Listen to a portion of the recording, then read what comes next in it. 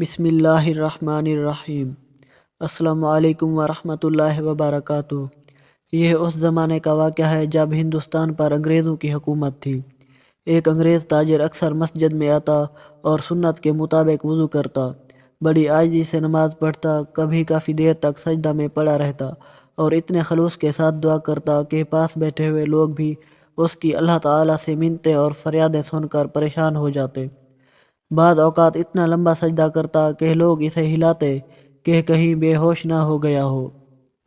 ایک دن مسجد کے امام صاحب نے پوچھا، آپ نے کس چیز سے متاثر ہو کر اسلام قبول کیا ہے؟ تو انگریز نے جواب دیا کہ نماز کی کشش میرے اسلام قبول کرنے کا ذریعہ بنی۔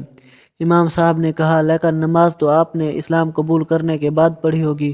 اس نے جواب دیا، بالکل نہیں، میں نماز قبول اسلام سے پہلے پڑھتا تھا اور میں نے اسلام بعد میں قبول کیا۔ امام صاحب نے حیرت سے پوچھا، یہ بڑی دلچسپ بات ہے کہ ایمان لانے سے پہلے تم نماز کیسے پڑھ سکتے ہو؟ انگریز نے کہا، میرے قبول اسلام کا واقعہ بڑا عجیب ہے۔ میں سن 1912 میں مشرقی افریقہ کے ملک کینیا میں رہائش پذیر تھا۔ وہاں میں نے ایک بڑا کاروبار شروع کیا ہوا تھا۔ میں کٹر عیسائی تھا اور عقیدے کا بہت پکا تھا۔ کاروبار کے سلسلے میں اکثر دوسرے ممالک کا سفر کرتا رہتا تھا، مگر میں اپنے مذہبی جلسوں کے لیے پھر بھی وقت نکال لیتا تھا۔ میں اپنی مذہبی کتاب انجیل اکثر اپنے ساتھ رکھتا تھا۔ ایک بار میں کاروبار کے سلسلے میں مصر کے سفر پر گیا ہوا تھا۔ دریائے نیل کی سیر کی تو مجھے فرعون اور حضرت موسیٰ علیہ السلام کا قصہ جاننے کا شوق پیدا ہوا۔ میں نے مصر کی مشہور علمی اور تاریخی یونیورسٹی جامعہ الازہر کی سیر کی۔ اس کے علاوہ مسجد محمد حسین اور محمد علی کبیر کو دیکھا۔ وہاں نماز پڑھتے ہوئے لوگوں کو دیکھ کر میرے دل کو عجیب سکون محسوس ہوتا۔ آہستہ آہستہ میری یہ حالت ہو گئی کہ میں جب بھی فارغ ہوتا میرا دل خود بخود مسجد کی طرف پھر جاتا۔ میں وہاں اللہ تعالیٰ کی کچھ ایسی کرامات دیکھتا جن کو میں محسوس تو کر سکتا ہوں پر بیان سے باہر ہے۔ جب مؤذن اذان دیتا، آس پاس کی فضائیں جھومنے لگتی تھیں۔ اس کے علاوہ گورے اور کالے، چھوٹے اور بڑے، امیر اور غریب مسجد میں داخل ہوتے اور سب لوگ قطار بنا کر برابر صفوں میں کھڑے ہوتے اور مجھے ان کے درمیان کوئی امتیاز نظر نہ آتا۔ وہ سب ایک ہی امام کے پیچھے نماز پڑھتے، جس سے مجھے اسلام کی برابری اور انصاف پر رشک آتا۔ اس کے علاوہ دل کو چھونے والے رکوع و سجود کے مناظر میری آنکھوں کو دیکھنے کے لیے ملتے تھے۔ یہ نظارے مجھے بہت حسین لگتے تھے اور میرے خیال میں جس انسان میں تھوڑا بھی عقل و شعور موجود ہو وہ ان سے متاثر ہوئے بغیر نہیں رہ سکتا۔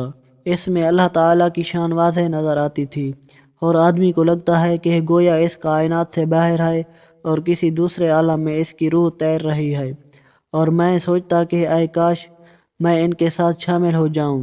صفیں باندھتے تو میں سوچنے لگتا، اے کاش میں بھی دوڑ کر ان کے ساتھ مل جاؤں۔ آخر میں نے سوچا کہ ایک بار میں بھی نماز پڑھ کر تو دیکھوں کیسا روحانی سکون ملتا ہے۔ جب میں نے پہلی دفعہ نماز پڑھی تو مجھے ایسا سکون ملا جو میں نے زندگی میں کبھی محسوس نہ کیا تھا۔ میں نے نماز پڑھنا شروع کر دی، لیکن جب نماز کے بعد واپس لوٹتا تو محسوس کرتا تھا کہ گویا دوسرے اپنا مقصد پورا کر کے جا رہے ہیں اور میں خالی ہاتھ جا رہا ہوں۔ مجھ پر حضرت محمد صلی اللہ علیہ وسلم کے دینی علوم حاصل کرنے کی خواہش غالب آ گئی۔ میں اسلام کا گہرائی میں مطالعہ کرنے لگا۔ پھر میں نے سوچا کہ مجھے عربی زبان سیکھنی چاہیے۔ اس جستجو میں کئی سال گزر گئے۔ آخر کار اسلام میرے دل میں پوری طرح رچ بس گیا۔ ایک دن میں نے اذان سنی، پتہ نہیں کس چیز نے میرے دل کو کھینچا۔ میں جامع مسجد کے امام صاحب کے پاس حاضر ہوا اور کلمہ پڑھ کر اپنے دل کو اسلام سے آباد کر لیا۔ میری رائے ہے کہ کوئی اور مذہب اسلام کا مقابلہ نہیں کر سکتا۔ اسلام ہی سچا مذہب ہے اور انشاءاللہ وہ وقت دور نہیں جب پوری دنیا پر اسلام غالب ہوگا۔